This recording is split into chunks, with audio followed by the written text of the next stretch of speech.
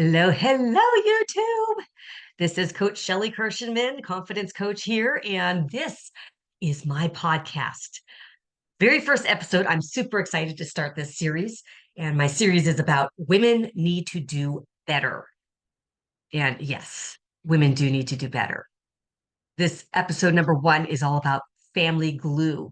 Now, what my podcast is about is empowering women to reflect, to improve, and to prioritize themselves because we tend to take on so much at the cost of ourselves. And this episode number one, family glue, kind of really hits it home for a lot of us where we are the ones holding the family together. We're the ones making all the arrangements for the kids, for the appointments, for the husband, for meal plans, for vacations, for household chores and everything. And so when do we make time for ourselves? And do we really understand the importance of, you know, making sure that we take time for self? So this actually was brought up in my head to do this episode on family glue based on some recent experiences I've had. And one of the things that happened to me the other day, which kind of puts this into perspective of how much we are the family glue, is let me just kind of give you some background and on who I am. So my name is Shelley Kirshenman, and I am retired from the 9 to 5 job, but not retired from working. I run an online confidence coach business. I do one-on-one coaching as well as I have some digital products and um, I'm trying to start this podcast and I've got so many ideas of things that I want to do to help empower women to bring confidence into their lives so that we can set boundaries and we can have control over our lives while still doing all the things to help everybody that we want to help and just kind of creating that balance for life. And my kids are all grown now. I have three children. I have 2 girls and a boy in the middle. And my 2 oldest kids, my oldest daughter and my middle son, are both married with children, all boys. So I have 6 grandsons, and I'm sorry, I have five grandkids. I have a 6-year-old with my oldest daughter and a 1.5-year-old with my oldest daughter. And then my son has 3 boys. They are 3, 1.5, and newborn. So that's a lot, but it's exciting. And everybody in my family, my children, my husband, they rely on me a lot. And I love it because I want to be there for them and I want to be able to support them. But I also need time for the things that I need to do, like running my business or some self-care or, making time for me to hang out with my friends. So, you know, little things like that. And it came to my realization yesterday when my husband was at his old work and he hangs out there and um, they let him kind of help out so that way he can kind of have something to do and keep his mind, sharp. Because when you lose it, when you don't use it, you lose it, right? And so he was at the shop and he had lost his glasses. And so he had called me, but I didn't have my phone on me because I put it down and I was doing some housework. And I actually got so much done in the hour and a half that I had put my phone down. I had cleaned up my kitchen, swept the floors, mopped the floors, got the dishes done, countertops, all the stuff. And I got a few loads of laundry done. I've got some laundry folded. I, laundered the bath mats. I mean, it was just a ton of stuff that I was finally able to accomplish. And I was feeling really good. I was listening to my music. And, I was almost done. I had a few more things that I wanted to do, but I went into or get my phone and I saw my husband was calling. So I didn't know that he'd been trying to call. So I answered and he was just upset, freaking out, totally just, you know, in crisis mode. And I was like, what's going on? I said, you need to answer your phone. I've been trying to call you for the past 40 minutes. And he was just, you know, just really, in a fret. And so he had told me that he lost his glasses and he thought they were at home. And I looked around at the house and I said, "No, and I'm pretty certain that you had them when you left to go to the shop." And I think he knew that, but he was just kind of hoping, just kind of like how, when you can't find something, you just keep hoping that it's someplace else, so then that way you would actually have it. And so I was like, no, I looked in the places that it might be at the house, and I said, no, it's definitely not here. And I know that it was on your face when you left, so it's got to be at your work. And he's like, well, we looked everywhere and we can't find it. And then he was, kind of mad at himself and he's stressed out because he can't see without his glasses. And so how is he going to be able to help anybody if he doesn't have his glasses? And so it was a whole fiasco. And as I'm talking to him, my oldest daughter called and I'm like, okay, well, he's like, well, yeah, you need to talk to her because she's on the way to the house because nobody could get a hold of you. And we were all wondering, like, did you die or something? So I hung up with him. I talked to her and I'm like, no, I'm fine. I just actually put the phone down so I can get some chores done. And so shame on me, I guess. And she's like, oh my gosh, he was freaking out. I couldn't get a hold of you and we thought you died or something and just didn't know what happened. And so I'm talking to her, and then my other daughter calls, and I got a text from my best friend. So, I guess it's good to know that if I went missing, I would at least be noticed pretty quickly that, I'm not answering to help everybody tend to their needs. So, anyways, yeah, it made me realize how much everybody depends on me, but at the same token, how much they depend on me to be like available right there, right now on their timetable, even though I have my own things to do. And so that's the danger of being that family glue when it ends up where everybody else is managing your time and your day, or you end up having to be so connected that you can't disconnect and get things taken care of that you need to get taken care of. And so that was, end up where I had to shift, which, is one of the things that we as women being the glue, we are good at pivoting and shifting and change and revamping our entire schedules, our entire lives, whatever it is that it takes and whatever we need in order to accommodate and take care of everybody else. So I packed up my work and I headed out to the shop and I stayed there for half a day. It took me a bit to get there, but when I got there, he was like, that, and he's worried about money because those were expensive glasses and it's his only pair. And because of his health issues, he needs these special glasses in order to be able to see. So it takes a longer time for if we were to buy another pair to have them. And so the thought for him that was stressing him out was number one, the money for the glasses. Number two, how long is he not going to be able to see? And then number three, what does that mean for him if he can't see for that amount of time? What is he going to be able to do and how that's going to impact his life? Totally understand. Absolutely. I'm there about 15 minutes and I find it, which is kind of funny because they had been looking for a few hours. And out of the four people that were there, all men could not find it. Sorry, no offense, but I guess that's kind of that cliche where, a man can't see something right in front of his face, but women will find it. So anyhow, I stayed there and worked on the stuff that I needed to work on, and he was feeling better. But the moral of that story is I'm doing too much. I'm too dependable, I guess, right? And as much as I want to be there for them, I also need to have some boundaries where I give myself permission to not be glued to my phone, to not always have to be available at a beck and call.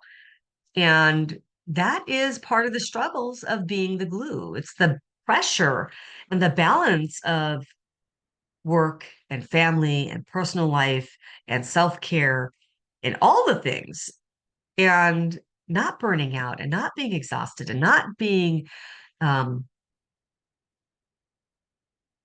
not feeling resentment towards the people that you're helping, because when you are managing everybody else's stuff, whether it's, their feelings, their emotions, their schedules, their whatever, and you don't get that same in return. And I'm not saying that everybody else has to manage my schedule, my, emotions or anything like that, but manage you so that I can have a little bit of time for me for the things that I need to get done.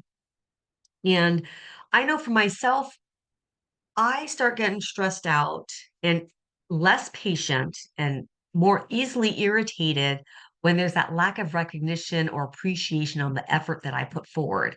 And when I'm asking for something and it's received as if I'm asking for a huge thing, when really, to me, I don't see it as a huge ask. I'm like, okay, can I just get, an hour to myself so I can get some things done? And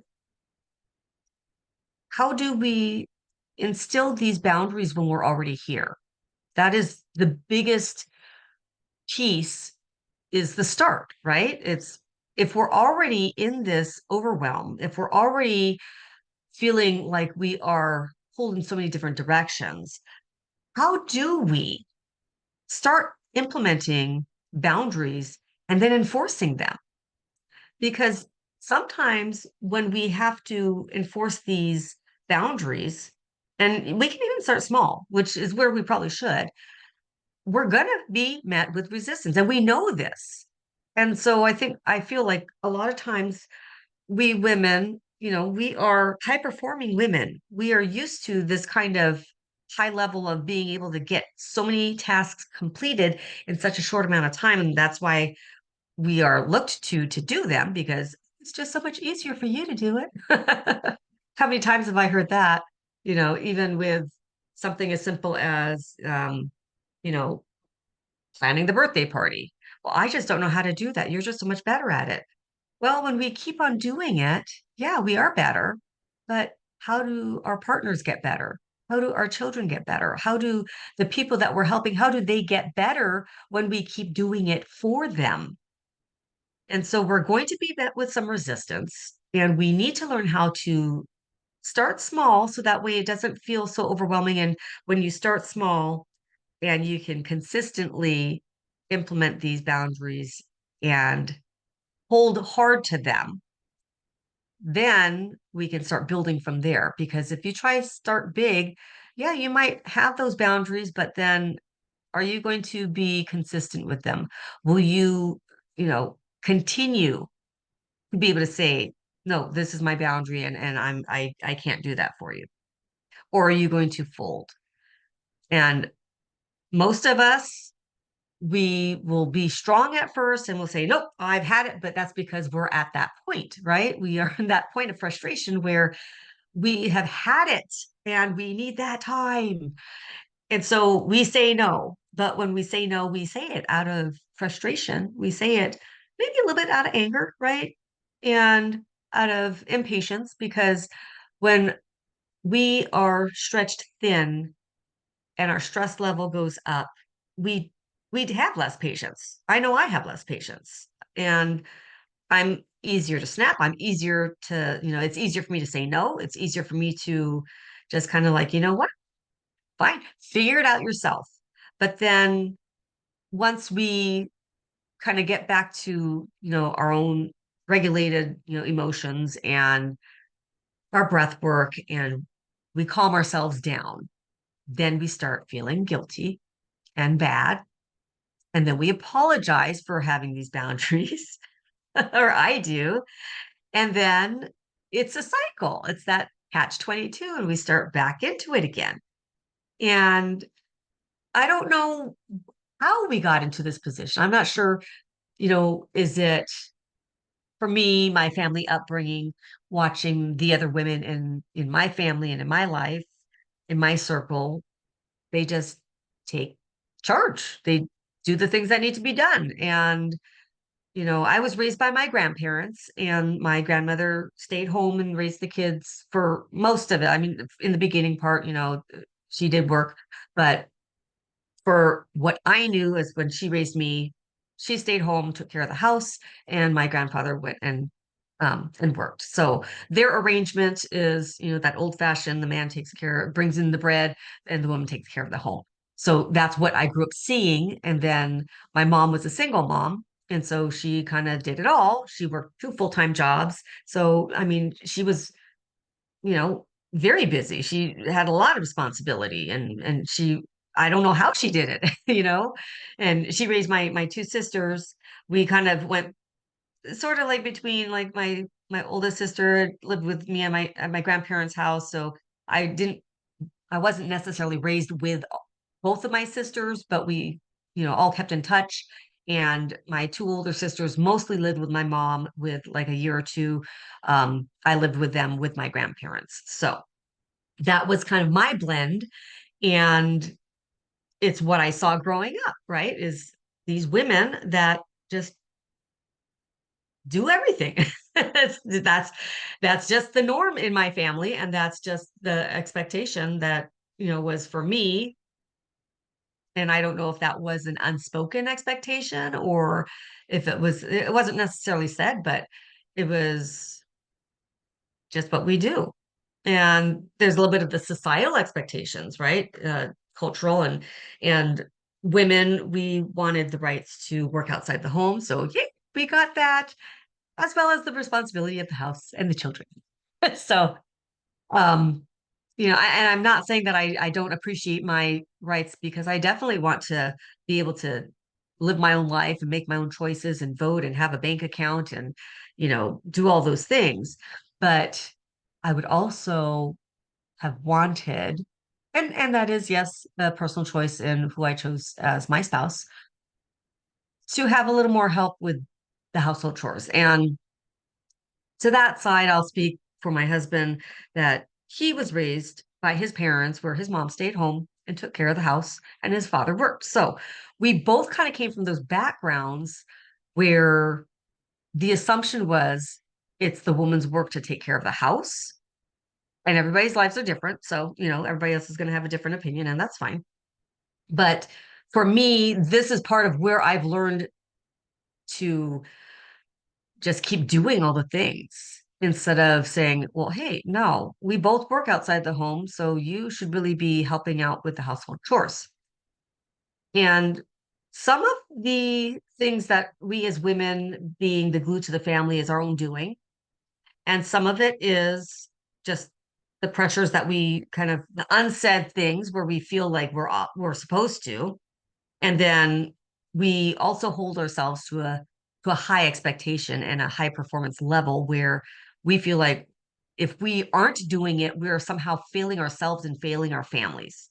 I don't know if you guys feel like that, but I've discovered that as I evaluate why I act the way I do, why I take on the things that I do, I've identified these little points of I do it because I feel I have to. And it wasn't like anybody told me I had to, but when I stop doing it, I feel guilty. And I've noticed that when my husband has, now that the kids are out of the house and he's home, he's able to do some things. And one of the things that he does is he'll clean the floor. So he'll sweep the floor and then he'll mop the floor.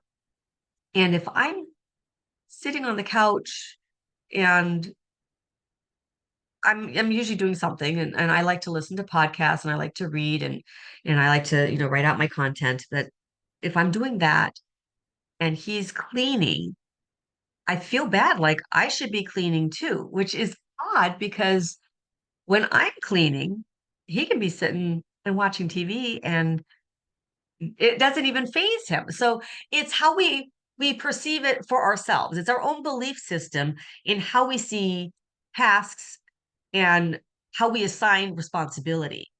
So that's really something that we need to look at ourselves first to be able to identify, is the problem rooted in what I believe because I just do things and my partner doesn't know because I have not communicated that to my partner that, hey, I need some help or I need some time for myself.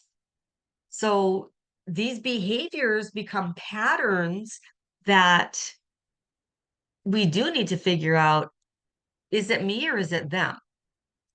And if it is them, then we can't control them, but we can control ourselves, and we can start putting in the boundaries slowly, right? But you don't want to go full bore because that's not going to be sustainable. And it's hard for change. Change is hard, period. So the thing that I've been doing to work on making sure that I have balance in my own life, and balance comes from having the confidence to stand up and say no, or to say yes when you want to, and to really take control over your own life.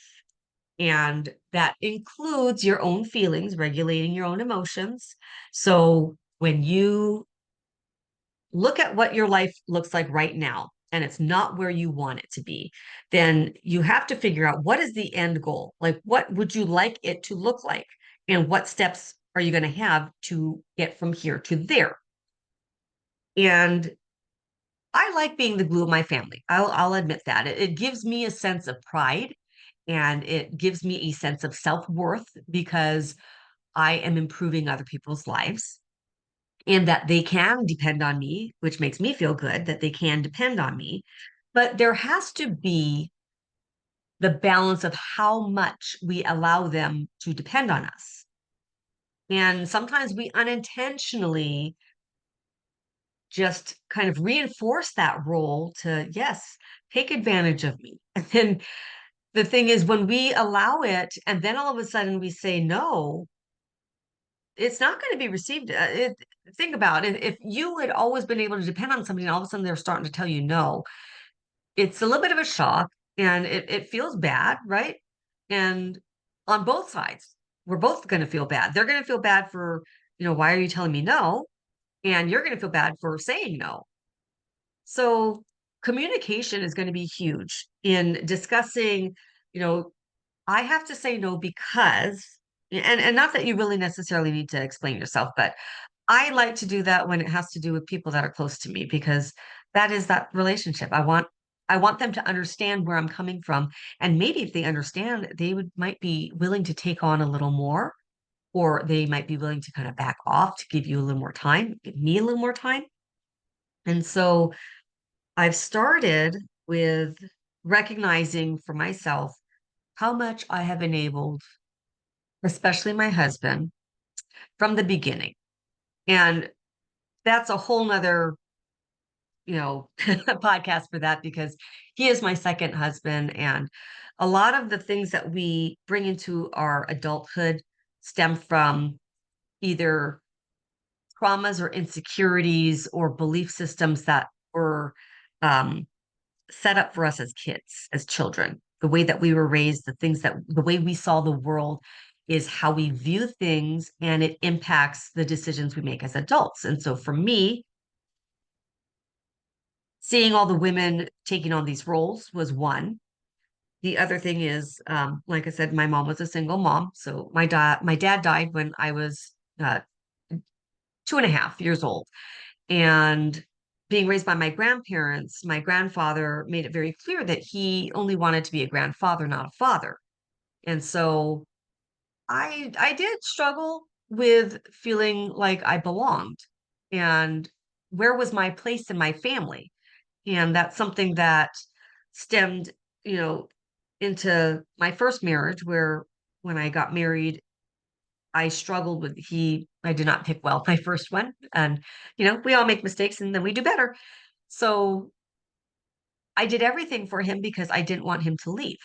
And I thought if I was a better wife, he wouldn't leave me. If I took care of all the things, so all he had to do was, like, he didn't even have to worry about anything. Like, all he had to do was work, and I would cook, I would clean, I would, plan all the meals and vacations, and I would, take care of, all the responsibilities for the kids. I would take care of all the finances. Like, really, he didn't have to do anything, but he still lied and cheated, and he ended up leaving. And no matter what I tried to do, I would never have been able to make it work, because that's just not in the cards. Like, you can't make a cheater not cheat. You can't make someone stay with you that doesn't love you.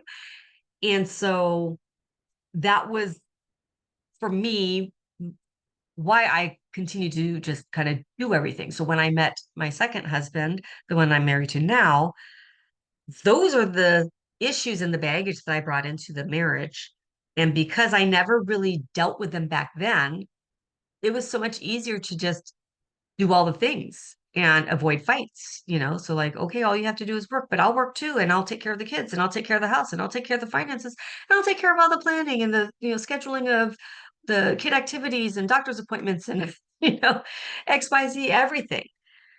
And I just ran that way. I mean, that's just how I function. I didn't really question it. It was kind of on autopilot. And really, for me, what made it come to a head was when he had his first stroke in 2019, and it put him out of work for almost a year, or about a year.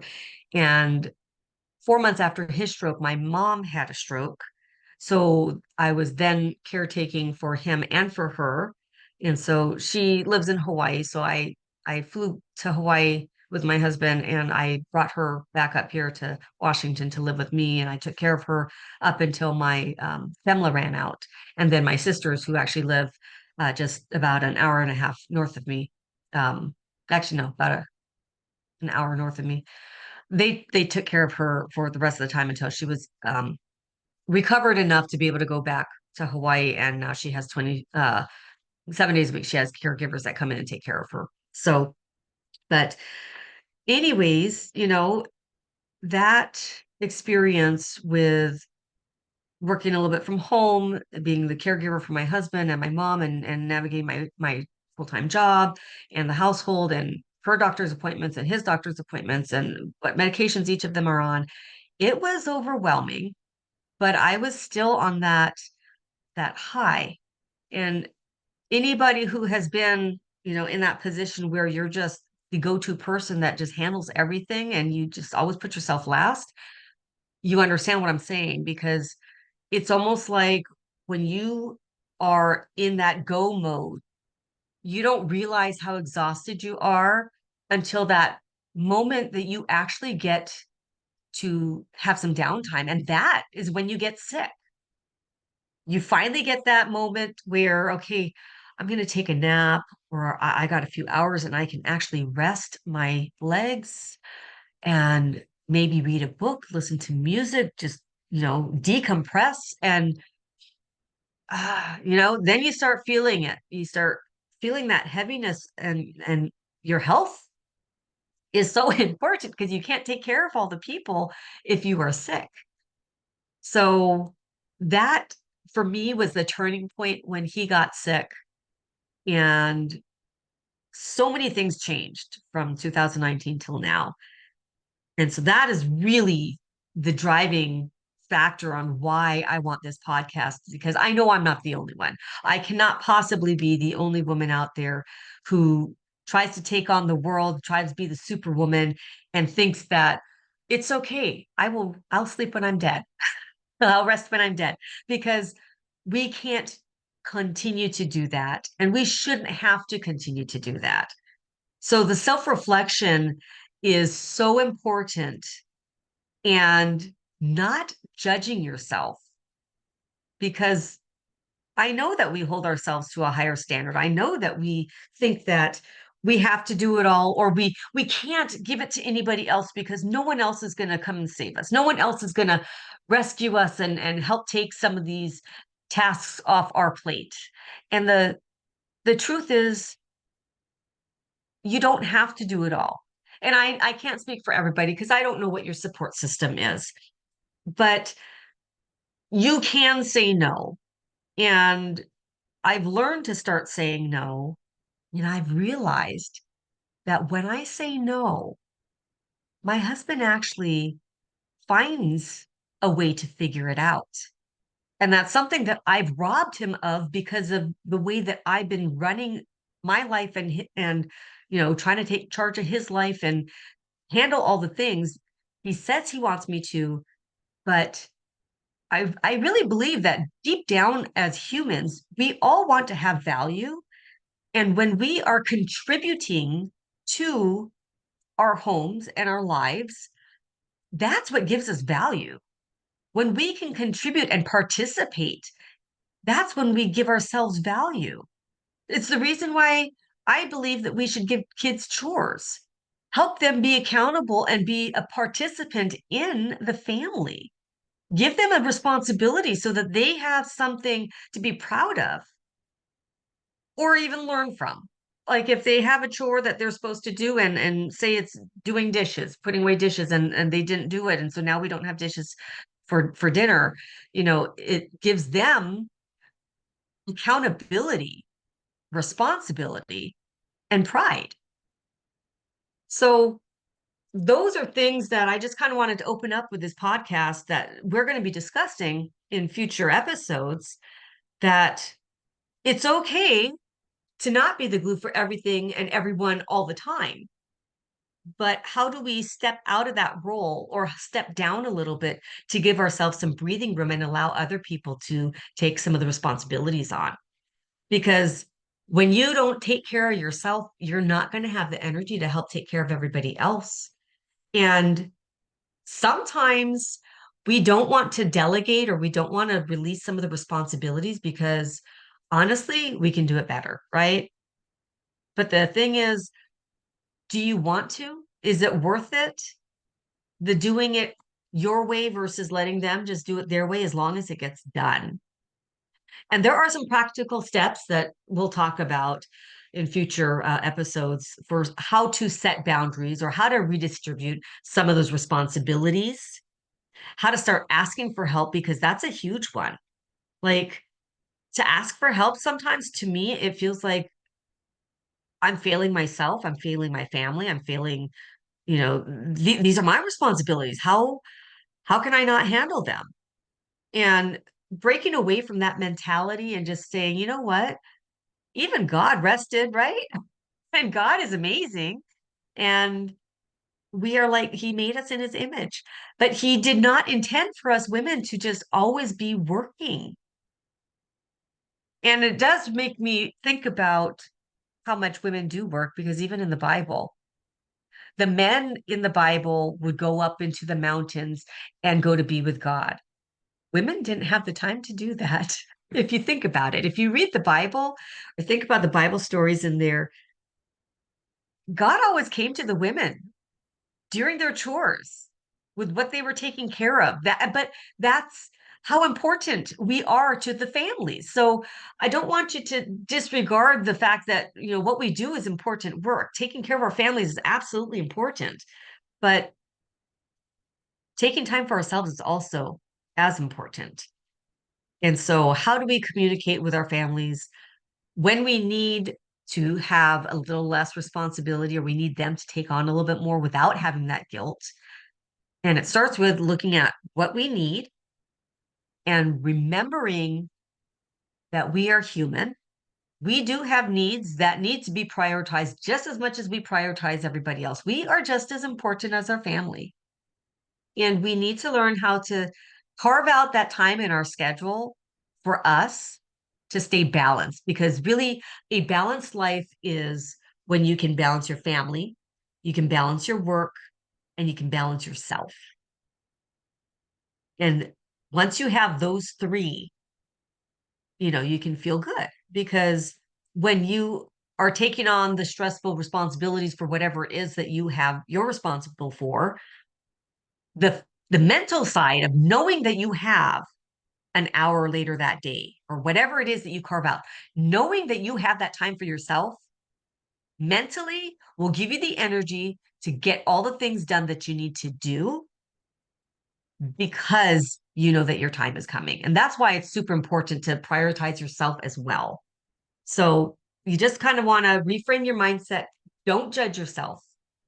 Do not criticize yourself because we are so good at criticizing ourselves and telling ourselves that we should be able to do more. So try to drop that. And it's going to take some practice and start small. So maybe one day you're like, hey, you know what? I'm actually not going to make dinner on Wednesday night. Someone else is going to have to step up to the plate. Someone else is going to have to figure it out. Or I guess, you know what? I'm just going to have some coffee for dinner and you guys can figure it out. And then also, you want to make sure that you have some kind of a support system. women need to support other women without judgment. Just let us be ourselves. And that's what I have in my heart. I absolutely love that I have my Facebook group, and it's a place where you can completely be vulnerable without judgment and get that support that you need, because when we feel supported, we can do more. And nobody is perfect and nobody's better than someone else. So I always like to listen without the intent to try to fix someone's problem, because sometimes we just need to vent it out and we can figure it out ourselves, because we are really smart, but we're also stubborn. I'm stubborn.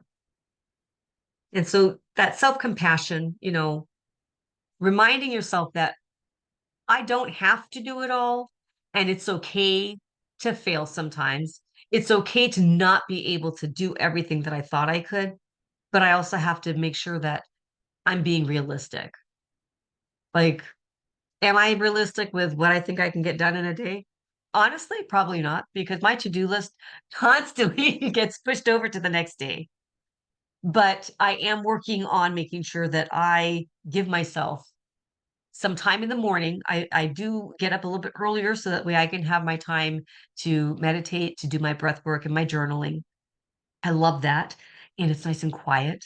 And then again at night, because all the things that you tell your mind, the things that you say to yourself first thing in the morning and last thing at night, that shapes your day. So talk nicely to yourself. And remember, you are human. Yes, you're superwoman, but you're also still human. So I hope this podcast, you can kind of resonate with that. These are the things that we're going to be talking about. And my next episode, I actually have something that I want to talk about as far as how to stay in a good mood, especially when you are in a negative environment, because that's something that I also deal with. And it's not as easy to be positive and keep your energy so that you can do all the things if you have negative people in your close proximity, people that you love and that you care about, but they are wired different than you and they just don't see things the same. Because and I say it this way because I don't want to have judgment. I don't have judgment on them. It's everybody's different. And I like having energy. I like being positive. I like having, you know, that little jump in my step, and I like to smile. I like to feel good. And some people just have a harder time doing that, which is okay.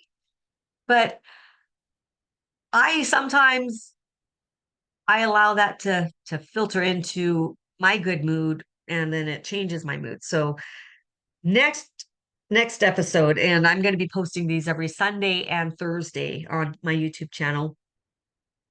Those are the things that are coming up with the next topic. I love that you guys want to listen to me. I invite you to subscribe to my channel and join in the conversation, put in your comments. And if I see a comment on there that I can talk about, I will absolutely do that. So, anyways, I'm done with episode one. How exciting! And I will be working on my next one. So I will chat at you guys later. Have a great week and thanks for joining.